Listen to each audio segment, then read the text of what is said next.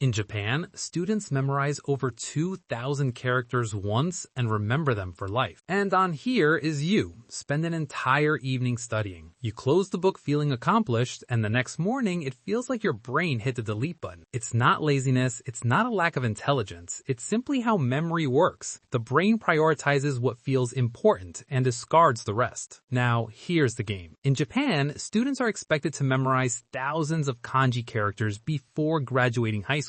Not just recognize them, but write them, pronounce them, and use them in different contexts. Imagine remembering over 2,000 tiny puzzles, each with multiple meanings, and not forgetting them years later. So the question is, how do they do it? Do they study harder than everyone else? Do they spend every free moment buried in textbooks? Not exactly. The real secret is that Japanese students don't just study. They follow a routine that aligns with how the brain actually remembers. It's a rhythm, not a grind. If Japanese students can memorize thousands of complex symbols for life, imagine what you could do with your exams. But their secret isn't IQ, it's preparation. Most of us think learning starts when we sit at a desk, but in Japan, they know the brain isn't a machine you can just switch on. It's like soil. If you plant seeds in dry, unfed ground, nothing grows. Be honest, you probably wake up, blast your retinas with Instagram reels, and drag yourself to your desk like a zombie from The Walking Dead. By the time you actually open a book, your brain is already fried. That's why you study for 6 hours and remember nothing, while the gifted kid studies for 2 and tops the class. It's not magic. It's a rhythm you haven't been taught. In this video, I'm revealing the invisible system that turns average students into academic weapons. We'll cover how to hack your biology to delete laziness, why your expensive iPad might actually be destroying your grades, and the literal save button for your memory that you ignore every night. Stop treating your brain like a trash can you just stuff with information. It's time to treat it like a garden, and today I'm handing you the shovel. Number 1, why your smart devices are making you dumb. So how do we fix the morning? Before the books even open, Japanese students step outside. A short walk to school or stretching near a window exposes their brain to natural light. That sunlight is a signal. Wake up, it's time to focus. Scientifically, it boosts cortisol at the right time of day and resets the circadian rhythm. Think about your morning. You wake up in the dark, check your notifications. Oh, look, Sarah posted a story. Boom, dopamine spike. Then you try to study, but your brain is mentally fogged. Japanese students skip the phone and choose movement. Studies confirm even 10 minutes of gentle movement increases memory recall by 20%. It's not a gym workout. Nobody's asking you to turn into David Goggins at 6 a.m. It's just enough to tell your blood, hey, go to the brain, please. But here is where you are likely losing the most marks. We live in an age where every student wants the newest iPad Pro with the Apple Pencil because it looks aesthetic on TikTok. But Japanese students know something you don't. They refuse to give up paper. In Japan, techo or planner culture is massive, and it's not just for vibes. A study from the University of Tokyo found that writing by hand on paper actually increases brain activity for memory recall compared to using a tablet. The physical act of writing gives your brain spatial evidence. You remember where on the page you wrote it. It's like a map for your mind. When you type on a glass screen where everything scrolls, you lose that map. You're literally sliding around on a slip and slide of information. And they don't just write, they code. Many students use blue for things they need to memorize because blue is associated with calmness and concentration. They use red for critical alerts or things they keep getting wrong. So when they open their notes, their brain instantly knows. Blue means focus. Red means stop. Imagine opening your notes and your brain automatically knows what to do. That is the power of analog. So put the iPad away for the heavy lifting. You don't need a $1,000 screen to get an A. You need a $1 pen and a brain that actually remembers. Number 2,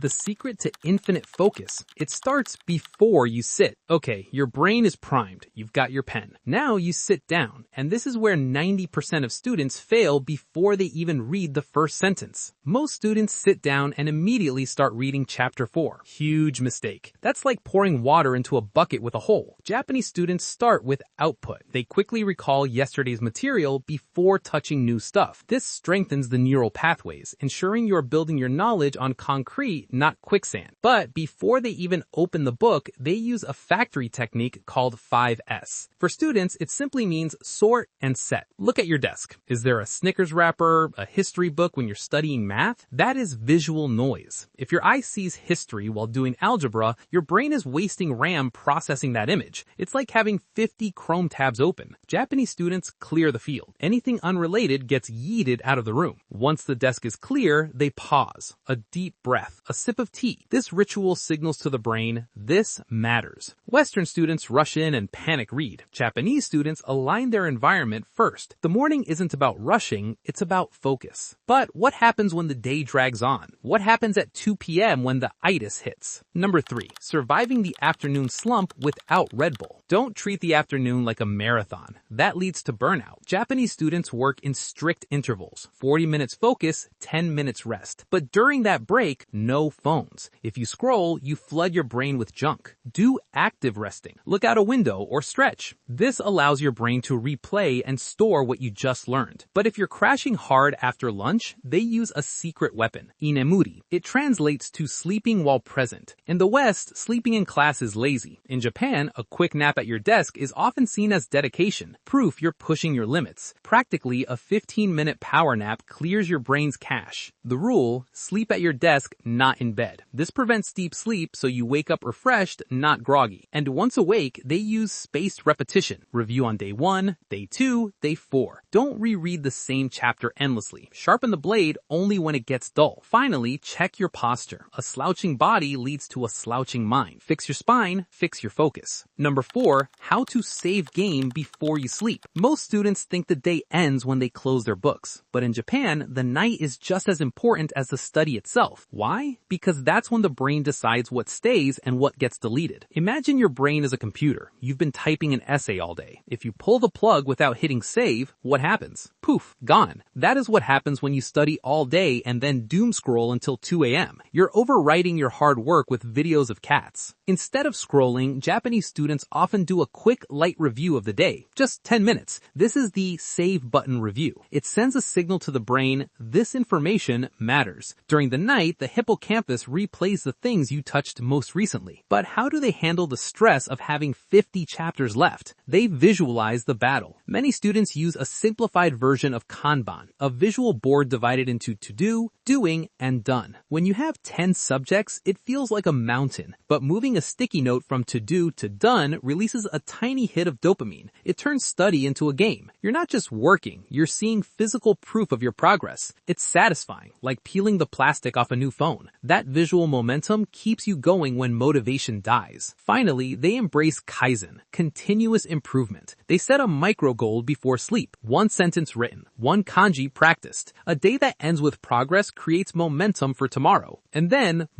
the pause. No rushing, no noise, just stillness. And importantly, sleep hygiene. Lights dimmed, screens off. Deep sleep is when the brain takes out the trash. If you don't sleep, you don't learn. Period. The truth about talent. So here's the brutal truth. The Japanese students you admire aren't superhuman. They don't have bigger brains or magical powers. What they have is a rhythm. Morning isn't rushed, it's aligned. Afternoon isn't heavy, it's structured. Evening isn't wasted, it's sealed. Every time you said, I'm just not a morning person, or I'll never remember this stuff, what if you were wrong? What if it wasn't you, but the method? Because the Japanese way proves one thing. You don't need more hours. You need better rhythm. Here's my challenge to you. Don't try to do all of this tomorrow. You will fail. Just pick one thing. Maybe it's the inemuri nap. Maybe it's the blue pen strategy. Maybe it's just clearing the wrappers off your desk. Do it once. Feel the difference. If you found value in this, hit that subscribe button. We're building a community of students who work smarter, not harder. Like the video so the YouTube algorithm knows we're taking over. And remember, exams are coming, but you are ready now. Go clean your desk.